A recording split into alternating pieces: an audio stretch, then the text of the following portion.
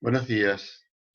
Mi nombre es Jorge Silva y como mi profesión y actividad durante 40 años ha estado vinculada a la preservación del patrimonio cultural y el ejercicio de la docencia y ocupando cargos directivos en museos y en educación superior en Argentina, me pareció importante escribir estas líneas sobre la conservación del patrimonio cultural en tiempos de COVID-19, en momentos en que los repositorios de buena parte del mundo se hallan cerrados. Sabemos que todos estamos pasando por un momento difícil, inesperado, y en donde todo es secundario frente a la lamentable pérdida de vidas humanas generadas por el coronavirus.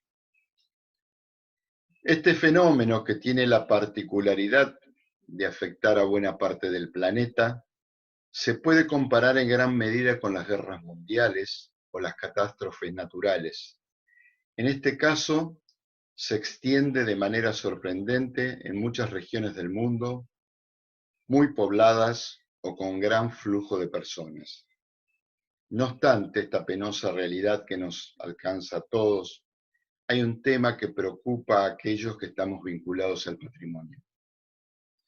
Por eso es que abordaremos esta problemática desde un contexto general de lo reconocido como patrimonio cultural en primer lugar y luego desde los museos en particular.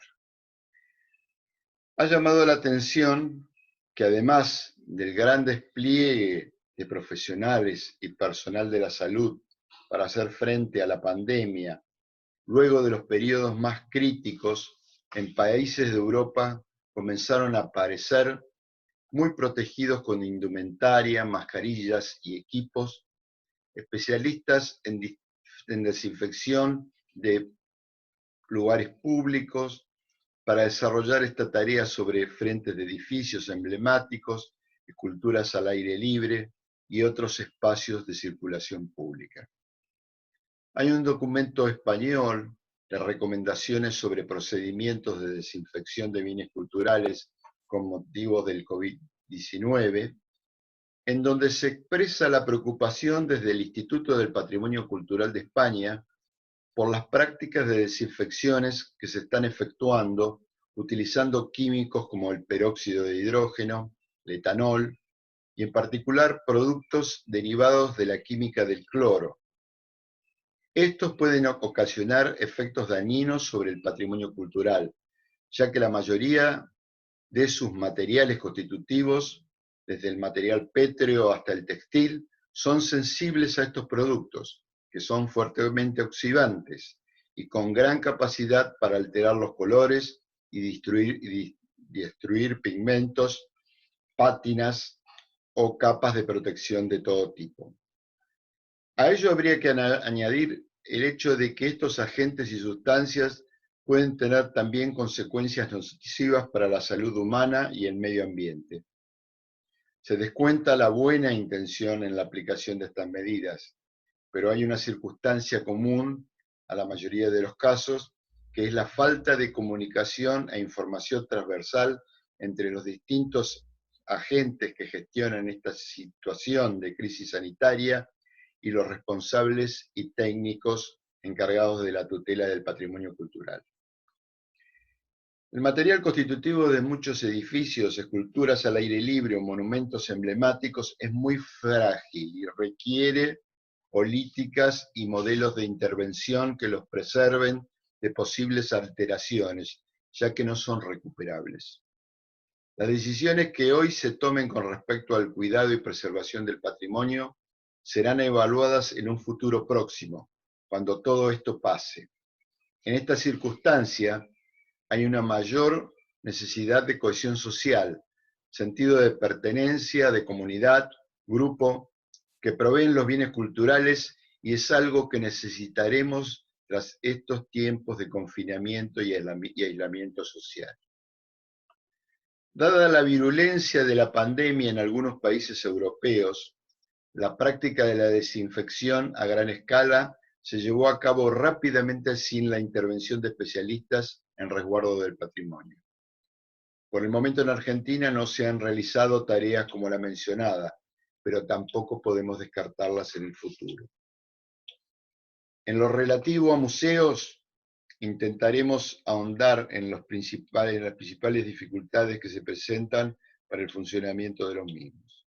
Algo aparentemente tan obvio como necesario es reelaborar el funcionamiento institucional, comenzando desde el entorno o sitio de emplazamiento.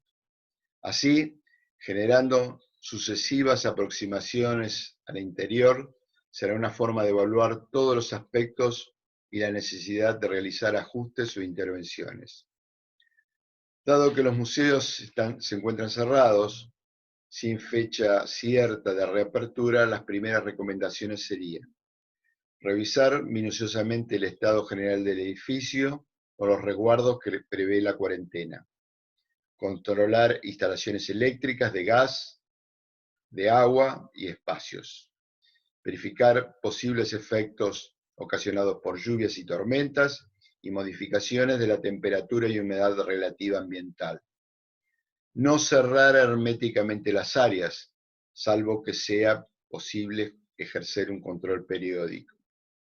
Realizar una desinfección de los espacios y sitios en donde se alojan las colecciones con productos eficientes pero de toxicidad controlada. Cubrir los objetos con telas o materiales inertes para protegerlos de la suciedad, el polvo y otros elementos contaminantes. Un ejemplo que podríamos citar es el de las bibliotecas, en donde hay una gran cantidad de material alojado en la institución y otros cedidos a préstamos y no devueltos aún por la aparición de la pandemia. La información con la que contamos en relación al tiempo en que puede producirse un contagio de materiales en contacto con personas infectadas sería de 5 a 7 días, pero todo está sujeto a revisión. En ejemplos como el presente y en general para todos los casos, hay que equipar al personal con elementos de seguridad.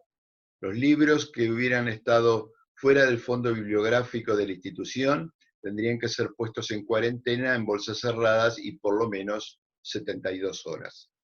Se insiste que un programa de desinfección o esterilización, en el caso de bienes culturales, no es igual para las distintas colecciones.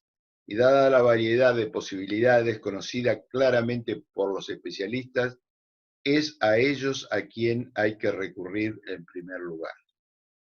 Lo importante en este tiempo es no inmovilizarse, comenzar a preparar un plan de trabajo online y difundir actividades de la institución o exhibición de sus colecciones en forma virtual.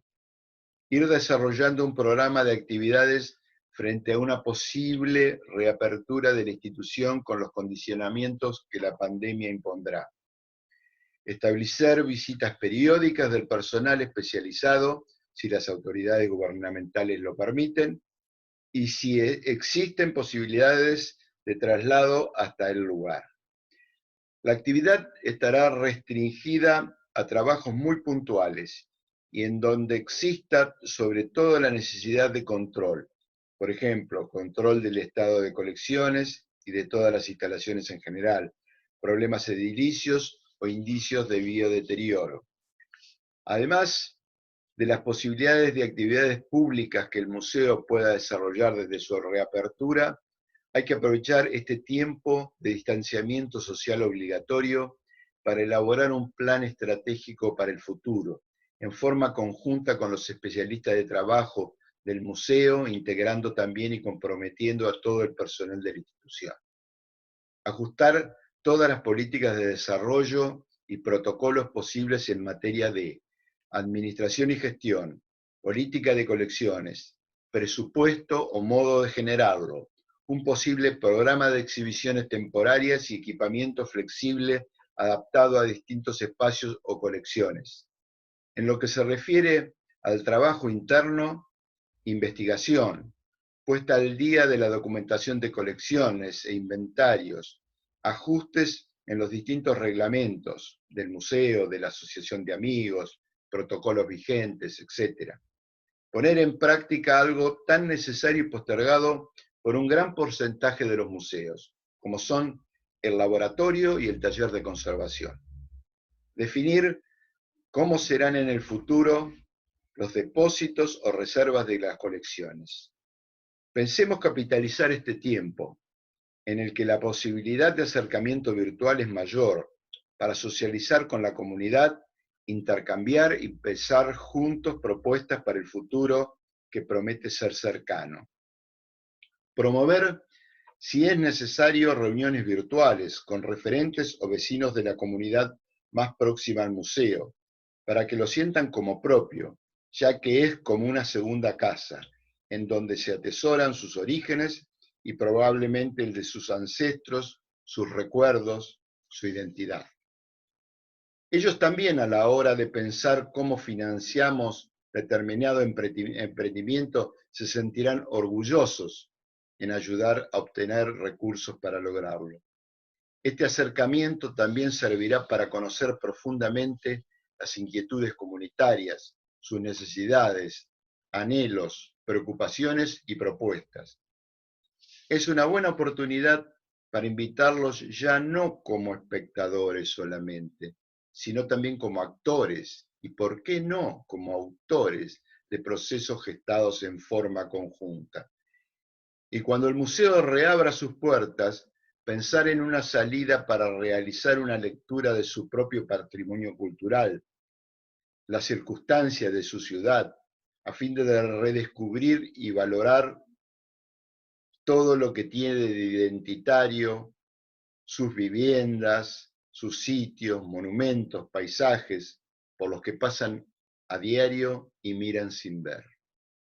Del mismo modo, hay que pensar en este tiempo, en trabajar de manera virtual, para que exista un acercamiento entre el museo y las instituciones educativas en sus diferentes niveles, aportando videos, información, links, para acercar las exhibiciones del museo a los distintos públicos. El turismo, como medio de difusión de una institución y como generador de recursos económicos, será otro aspecto que no se deberá desatender. Cada sitio, provincia, ciudad, pueblo, tiene posibilidades de integrarse en torno a un circuito turístico. Por lo tanto, debe pensarse también en el acercamiento de nuevos usuarios con programas atractivos, sorprendentes y cambiantes. En este tiempo de pandemia, y aún con las puertas cerradas al público, el museo debe estar presente, que no pase desapercibido. Cada museo debe tener su propia propuesta. Cada museo debe presentarse como referente.